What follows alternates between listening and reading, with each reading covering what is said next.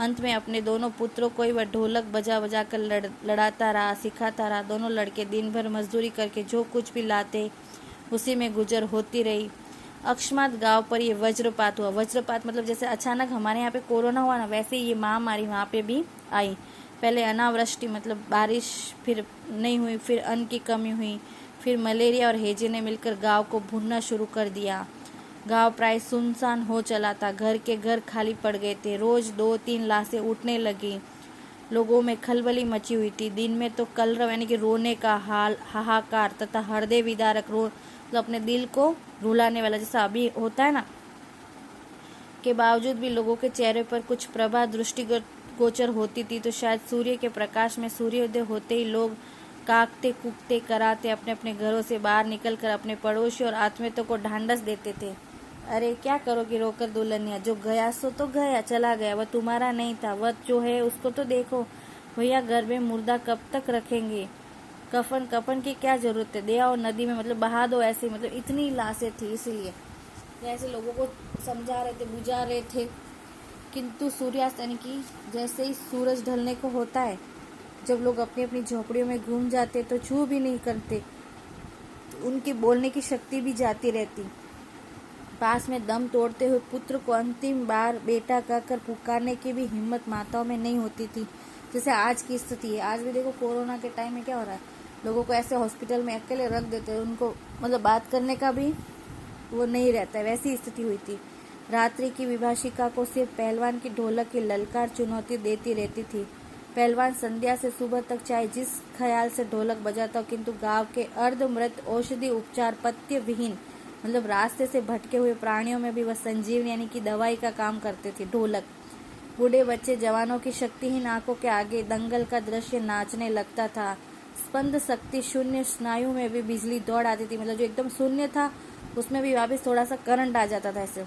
अवश्य ढोलक की आवाज में न तो बुखार हटाने का कोई गुण था और नई महामारी की सर्वनाश शक्ति को रोकने की शक्ति, पर इसमें संदेह नहीं था कि मरते हुए प्राणियों की आंख मूंदते समय कोई तकलीफ नहीं होती थी। मृत्यु से वे डरते नहीं थे, उनको पता है कि मरना तो है ही, इसलिए वो पहलवान की ढोलक के साथ ऐसे अपने अंदर हिम्मत लाते थे। जिस दिन पहलवान के दोनों बेटे कुर्र काल की चपेट में आ गए, मतलब उनके बेटे भी मर गए थे। असहाय वेदना से चटपटता हुए दोनों ने कहा था, बाबा उठा पटक दो वाला ताल बजाओ। चटाकचट धा चटाकचट धा, सारी रात ढोल पीटता रहा पहलवान। बीच बीच में पहलवानों की भाषा में उत्साहित भी करता था, मारो बहादुर। प्रातःकाल उसने देखा उसके दोनों बच्चे जमीन पर निस्पंद पड़े, मतलब दोनों मर गए। दोनों पेट के बल पड़े हुए थे। एक ने दांत से थोड़ी मिट्टी गोद ली थी। एक लंबी सांस लेकर पहलवान ने मुस्कुराने की चेष्टा की थी।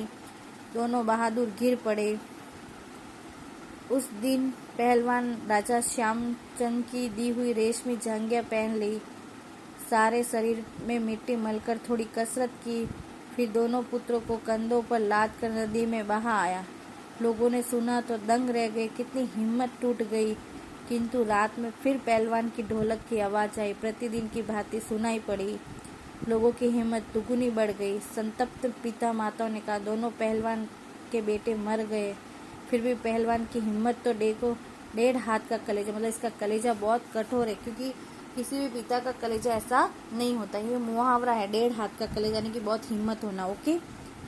4-5 दिनों के बाद एक रात की ढोलक की आवाज नहीं सुनाई पड़ी। ढोलक नहीं बोली। पहलवान के कुछ दिलेर किंतु रुग्ण शिष्यों ने प्रातःकाल जाकर देखा, पहलवान की लाश भी चित पड़ी, मतलब पहलवान भी मर गया, क्योंकि एक रात को ढोलक नहीं बजी। आंसू पोंछते हुए एक ने कहा, गुरुजी कहा करते थे, जब मैं मर जाऊं तो चीता पर मुझे चित्त नहीं पेट के बल सुलाना। कैसे सुलाना, मतलब पेट के बल, ऐसे सीधा मत सुलाना।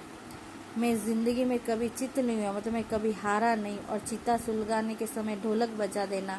वह आगे बोल नहीं सका, मतलब इस तरीके से पहलवान की मृत्यु हो गई। तो ये था आपका टॉपिक, और आज की जो कोरोना महामारी है वो इसमें एकदम फिट बैठता है कि किस तरीके से लोगों में हिम्मत भरनी है, लोगों को निराश नहीं होने देना है। आप अपने आसपास ये काम कर सकते हैं, अपने परिवारों में हिम्मत भर सकते हो, तो आपको ये करना है। और ये है इसके अभ्यास प्रश्न है जो कि आपको करने हैं और बहुत ध्यानपूर्वक करने हैं। एग्ज़ाम होगी, वो CBSE बोर्ड यानी कि जो दिल्ली बोर्ड है उसकी कैंसिल हुई है, अपनी नहीं हुई है। तो अपने को तो पढ़ाई करनी है और बहुत अच्छे से करनी है। आपको टाइम मिल रहा है अच्छे से तो अच्छे से करना। Okay class, thank you.